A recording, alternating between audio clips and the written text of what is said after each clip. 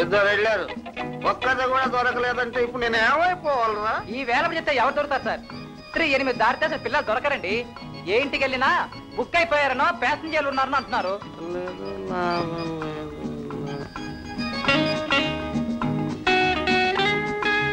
ఒరే ఒరే ఒరే, అదేదో చెక్కలాగుంది. అయ్యో బాబా, చెప్పు తీసుకొడితే నేను చూసుకుంటాలే, పోరా. అంతేనంటారా? ముందు నువ్వు రాసుకోరా. సరే గురు. అమ్మాయి, నీకు బ్రహ్మాండమే ఛాన్స్ లేదు. దిగు. నేనా? నేనెవరైతే నీకే కానీ దిగో. దిగు కామరాజు గారు, దిగు.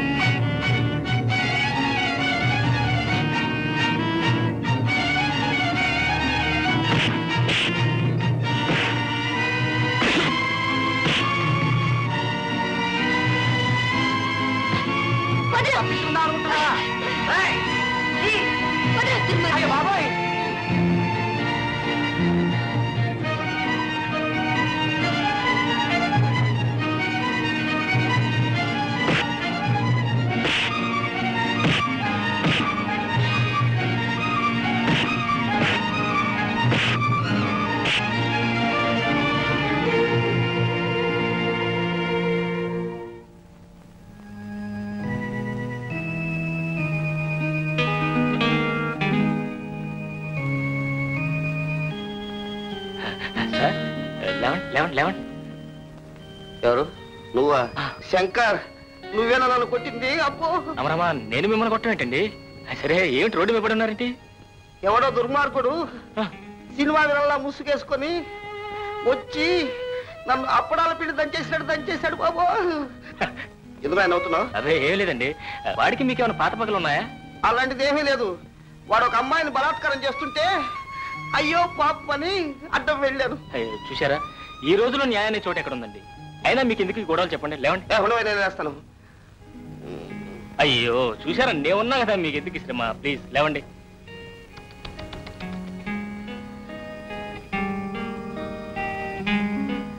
మీరెందుకు సార్? నేను ఇంట్లో దింపుతాను, పదండి. నువ్వా నాయనా? జరిగిపోయిన సంగతులన్నీ కడుపులో పెట్టుకున్నా నే గోతులో దించేసావంటే గతం నాస్తి, పదండి. పైగా మీరు నాకు ఎంతో కావలసిన వారు. చూడు బాబు, ఇది లారీ కాదు, బెంజి కారు. కాస్త జాగ్రత్తగా తోలు. అలాగే. కూర్చో నాయనా, కూర్చో. అబ్బో అబ్బో, నాయనో.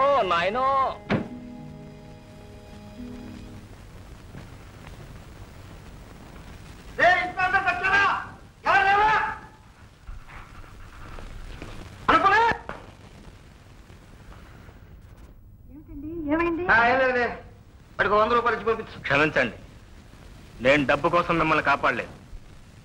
ఆపదలో ఉన్న వారిని కాపాడటం కనీస మానవతరం. అదే నేను చేశాను. నాన్సెన్స్. ఇంటికి తీసుకొచ్చావు కదా అని భక్షిస్తే ఇవ్వబోతే ఇంత నిక్క. తిండికి టికానా లేదు కానీ పొగరుబోత్తనానికి ఏం తక్కువ లేదు. ఈడియట్.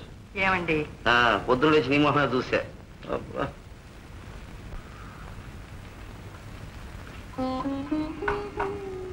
శంకర్, అసలు ఏం జరిగింది? ఏం లేదమ్మా, కారెక్కపోతూ కాలు జారి. ఎందుకు బాబు నా దగ్గర దాచిపెడతావు? మా ఆయన సంగతి నాకు తెలియదా? చెయ్యరాని పనులు చేస్తూ నా గుండెల్లో చిచ్చు పెడుతున్నారు. నేను కూడా మీ ఆయన్ని కాపాడాలని కాపాడలేదమ్మా. రేపు మీ ఇంటికి మా లక్ష్మి కోడలుగా వస్తుంది కదా, అందుకని మీ ఇంటి గౌరవం కాపాడటం కోసం మీ ముఖాన్ని చూసి ఆయన రక్షించాను, కానీ లేకపోతే ఆయన అక్కడే కన్నబిడ్డలా వచ్చి కాపాడు. నీ మేలు ఈ జన్మలో మర్చిపోలేను. అబ్బే, నేనేం చేశానమ్మా? ధర్మారావు అన్నయ్య గారు ఎక్కడున్నారో నీకు తెలుసా? చకులతోడి నెయ్యము నితాం తాపూతదయయును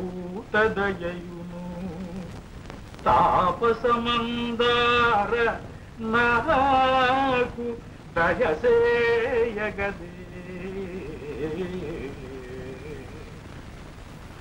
పెదనాన్న అత్తయ్య గారు వచ్చారు. రామా. అన్నయ్య ఏమిటమ్మా ఇది? లేమ్మా. అన్నయ్య మిమ్మల్ని ఎవరు మార్చగలరు? అయ్యా, మీ మనసు నొప్పించిన వారికి పుట్టగతులుండవు. మీకు ఈ దురవస్థ కలిగించిన మా వారి తరఫున క్షమించమని వేడుకుంటున్నాను. లేదమ్మా, నీ భర్త మీద నాకే కోపము లేదు. ఎవరి బ్రతుకులు ఎలా జరగాల్సింది నిర్ణయించేది ఆ భగవంతుడైనప్పుడు ఎవరిని ఎవరూ నిందించాల్సిన అవసరం లేదమ్మా. పోనీ లక్ష్మినైనా నా దగ్గర ఉంచుకుందామంటే నీ ఇంట్లో నీకే స్వాతంత్రం లేదని నాకు బాగా తెలుసు. ఇవాళ తీర్చి పంపించావు చూడ, వ్యాపారం మాకు గొప్ప జరిగిందిలే. పెట్టే ఖాళీ 2 రూపాయల. చాలా సంతోషం. అమ్మా, ఈ అమ్మాయే గౌరీ. సిరి సంపదల వల్ల, చదువు సంస్కారాల వల్ల కలిగే ప్రయోజనాలకి అర్థం అంటూ ఏదైనా ఉంటే ఈ గౌరీ. ఈ గౌరీ ఆశ్రయం మా ఆనంద ఆశ్రమం. అమ్మో, అయ్యగారు ఏంటంటే చెప్తుంటాడే. నాకు ఆ డబ్బులుంటాయా, ఇద్దరుంటాయా?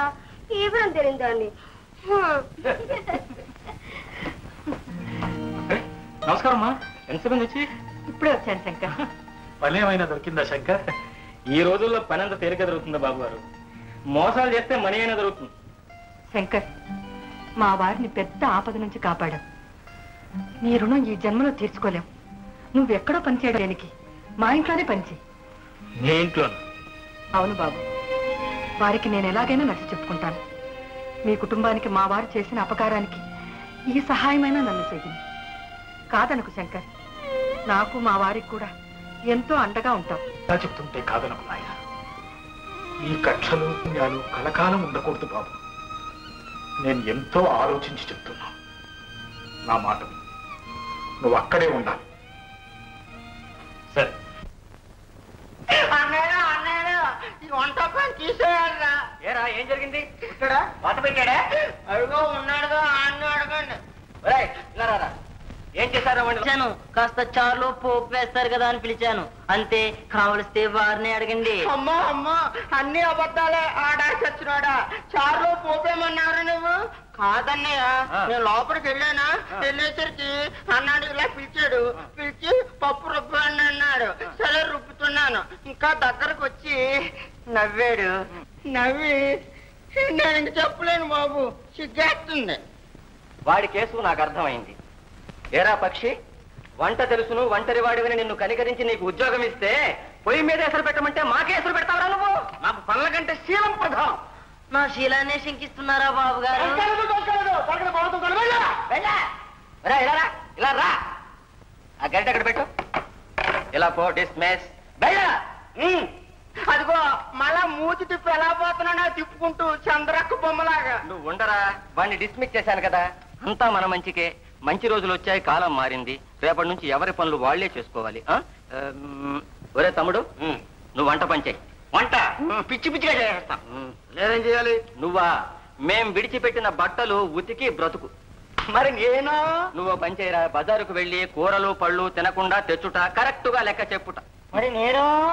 నువ్వు వాడు విసిరేసిన అరటిపండు తొక్కలు, వీడు పారేసిన బీడీ ముక్కలు జాగ్రత్తగా తుడుచుట. 10 మాటలు ఎందుకు గానీ ఇంటికి నువ్వే పెద్ద చెప్పు అబ్బాయి. ఒరే నాన్నలు, మీరు వెళ్ళి ఎవరి పనులు వాళ్ళు చూసుకోండమ్మా. నా బాబే నలుగురికి 4 పనులు చెప్పావు కదా, మరి నువ్వేం చేస్తావు? నేనా? 4 పనులు ఉన్నాయి, 4 చేసేస్తున్నారు. ఇంకేముంది? ఎటు వచ్చి అజమాయిషి సరే చేస్తాను.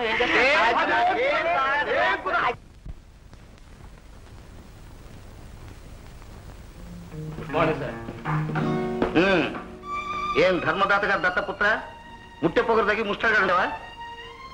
నన్ను పెంచిన యజమాని ఒకళ్ళకి ఇవ్వడమే గానీ ఒకళ్ళ దగ్గర ముష్టెత్తి కూడా నేర్పలేదు.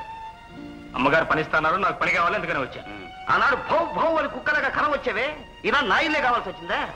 ఆనాడు కరవబోయిన కుక్కే నిన్న మీ ప్రాణాలు కాపాడి. కుక్క ప్రేమించే చేతిని నాకుతుంది, కొట్టే చేతిని కరుస్తుంది. దానికి విశ్వాసం ఉంది, మనిషికే లేదు. ఎక్కువగా మాట్లాడకు, నీ నాలుగు వీడిని ఉద్యోగంలో పెట్టుకుంటేనే బాగుండేటట్టుందే. ఇగో తాళాలు. అది బెంజి కారు, లారీ కాదు. కాస్త జాగ్రత్తగా దోలు. ఇగో హోమ్ డిపార్ట్మెంట్ రికమెండేషన్ తో ఉద్యోగం వచ్చింది అనుకుంటున్నావేమో. ఒక్క చేత్తో 2 ముగ్గురిని కొట్టావు. నీలాంటి అల్సేషనే కావాలి నాకు.